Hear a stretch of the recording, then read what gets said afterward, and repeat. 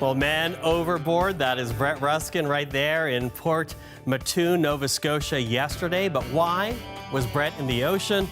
Well, it is lobster season and fishermen are preparing to head out to sea. And yesterday was supposed to be the opening day of the season in southwest Nova Scotia, but it was delayed due to bad weather forecasts.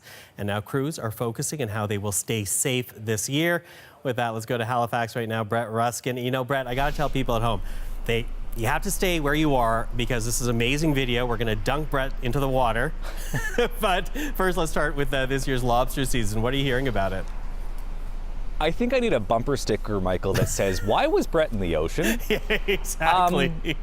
But yes, lobster season was supposed to get underway yesterday, but as you can see from the waves and the wind from the flag, not ideal conditions, and it is a tense day, the first day of lobster season, so they have delayed that first day. In the meantime, lobster fishermen are doing training to ensure that they are safe, training like Man Overboard drills, of which I participated as the man going overboard. Have a look.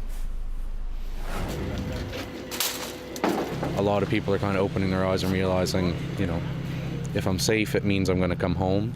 Matthew Duffy has traveled the province sharing life-saving rescue techniques. All right, we're going to get started, guys. Today, he's been invited by Captain Gordon Burgess. Safety's number one. Yeah, I have one main rule. My deckhand's there. I've told him I have one main rule: stay in the boat. But if someone does fall out of the boat, here's what you do. Oh, and today, that someone is me. Luckily, I'm wearing a survival suit. Duffy says that initial fall is becoming more survivable because more people are wearing PFDs. You're seeing people with their PFDs on and they're pretty dirty and full of, fish guts and stuff like that. So it shows that they are wearing them. To get me back on the boat, the crew tosses me a life ring.